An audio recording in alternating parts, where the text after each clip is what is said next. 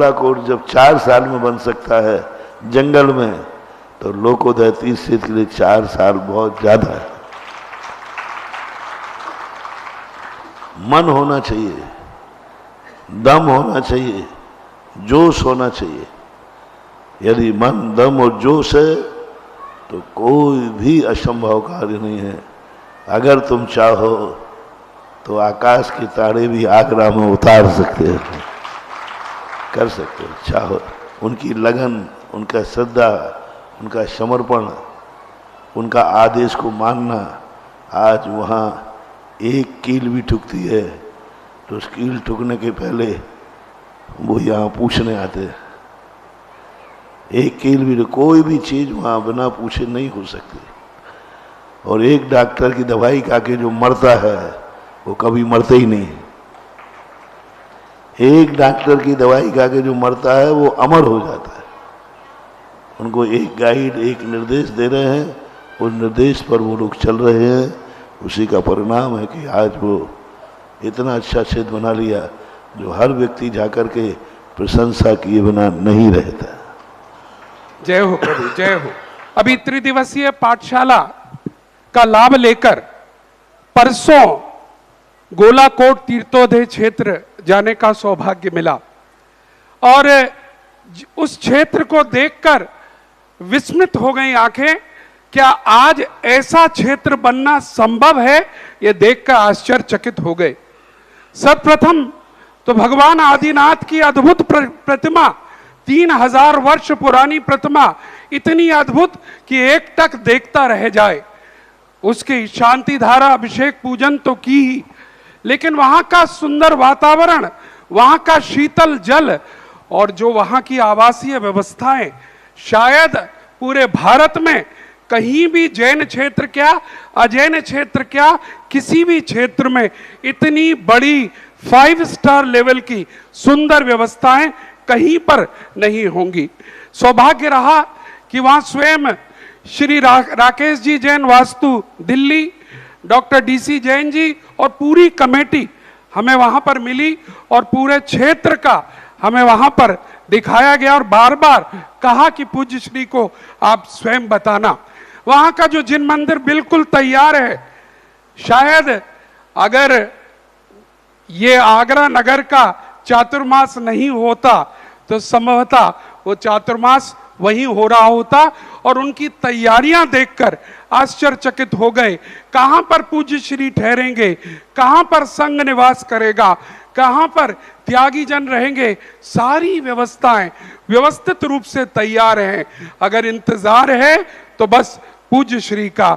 और जहां जिसकी बात करो एक ही बात कहता है, जिस जंगल में कोई आना पसंद नहीं करता था, जिस दिन से पूज्य श्री ने इस प्रतिमा को बाहर निकाल के यहां खड़ा किया, उस दिन से जंगल में मंगल हो गए। और तो और साथ ही वहां का एक और रिकॉर्ड देखा हमने। अब लगा कि लोकोदय बनना संभव है। जब राकेश जी जैसी प्रतिभाएं महाराज जी के चरणों में लौट रही हैं, सिर्फ 4 साल में इतनी बड़ी योजना, और नीचे संत विद्यासागर CBSE स्कूल समेत सब कुछ खड़ा कर दिया, तो लोकोदय 10 साल में क्या 5 साल में बन सकता है अगर पूज्य श्री का आशीर्वाद हम पर रहा। पूज्य श्री उस क्षेत्र समेत हमें भी आशीर्वाद दीजिएगा कि इसी तरह से आगे हम तरक्की करते हुए मार्ग बढ़ाएं आगे।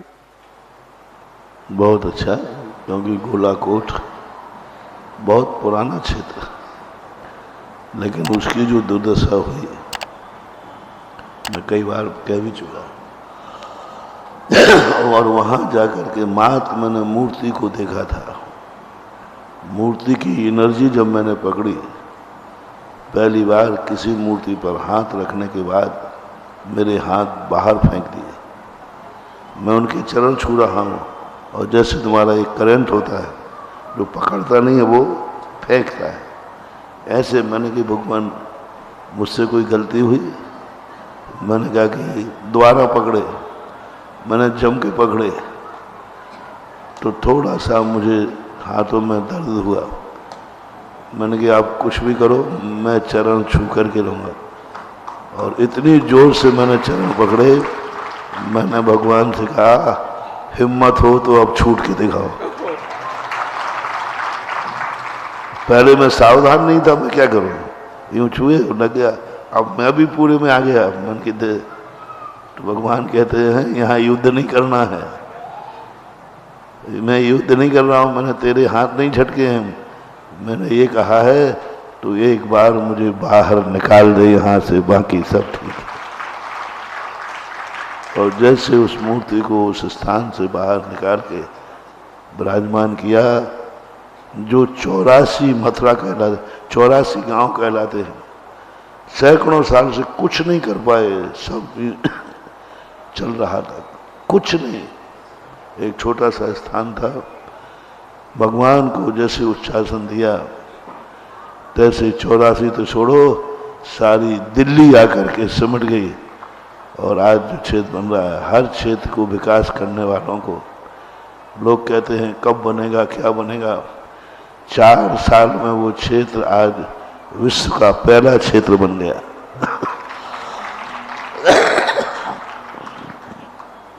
उस मूर्ति की शक्ति जो मैंने पहचानी, मैं कुछ नहीं हूं,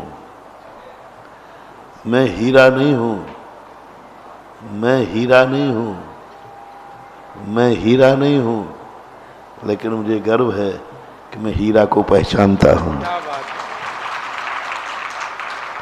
मैं हीरा को पहचानता हूं।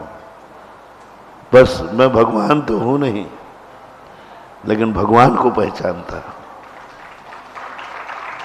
बहुत बड़ी भगवान होना तो पता नहीं कब क्या होगा, लेकिन आज ये सौभाग्य है कि मैं भगवान को पहचान लेता हूँ। मैं तो भगवान से एक ही बार कहता हूँ, भगवान मैं पंचम काल में हूँ, इस भाव में भगवान तो नहीं बन पाऊंगा, क्योंकि आप लोगों ने सबने स्टे लगा दिए हैं, पंचम काल का कोई व्यक्ति मोक्ष नहीं जाएगा। यदि आपने स्टे नहीं लगाया होता तो सुधा सागर के लिए कोई प्रोटोकॉल रोक भी नहीं पाता, कोई नहीं रोक पाता, मैं मोक्ष चाहता। लेकिन भगवान का आपने लगाया प्रोटोकॉल है, इसे तोड़ नहीं सकता। इस पंचम काल में भगवान तो नहीं बन सकता, लेकिन इतना गर्व है प्रभु, इस पंचम काल के अंधेरी रात में भी मैं आपको पहचान गया और आपका रास्ता भी जान गया। यदि महान भाव आप लोगों को भी मोटिवेशन देना चाहता हूँ, इस पंचम काल में कुछ नहीं कर पाओ कोई बात नहीं, सच्चे देव साध गुरु को पहचान लो, यह बहुत बड़ी उपलब्धि है, बहुत बड़ी उपलब्धि है। हम भली से भगवान नहीं बने, लेकिन आज गर्व से कहो हमें सच्चे भगवान की पहचान है। मंदिर में जाते समय एक ही भाव, भगवान मैं भगवान नहीं बन सकता हूँ, लेकिन मेरा सौभाग्य है कि मैं सच्चे भगवान के सामने अभिषेक कर रहा हूँ, पूजन कर रहा हूँ। गुरुओं को हम नहीं मान लो, तुम लोग मुनि नहीं बन सकते हो तो कोई बात नहीं, कम से कम सच्चे मुनि की पहचान करो। ये कम है क्या कि सच्चे मुनि की पहचान, सच्चा गुरु कौन है, क्या है, यही पहचान लिया तो पंचम काल में अपन बहुत कुछ जीत गए। तो ऐसे क्षेत्र हमें मिल जाते हैं, आप लोगों के उपेक्षित, हमें हमेशा खंडहर ही मिलते हैं,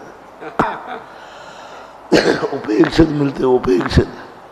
लेकिन उन उपेक्षित क्षेत्रों में भी इतने आगे स्थिति आ जाती है बहुत, या तो हमें कुछ मिलता नहीं है, कुछ नहीं मिलता, खुला सूखा मैदान मिलता है, जैसे आगरा, ऐसे और भी स्थान, कुछ नहीं, यहाँ धर्म नाम की कोई चीज ही नहीं, धर्म का कोई, साधुओं को रहने तक की व्यवस्था नहीं, पूरे आगरा में सही ढंग से जैसे माना जाए, जैसा होना चाहिए, जो व्यवस्थित होना चाहिए। ठीक है, वो आप लोगों के बीच में, हम बीच में एडजस्ट क्या कहते नहीं है, बुरा मानने की जरूरत नहीं है, नहीं है तो नहीं। या तो ऐसा स्थान मिलता है जहां कुछ नहीं होता, और या ऐसा स्थान होता है जो पूरा खंडहर होता है। लेकिन हमें दोनों स्वीकार हैं।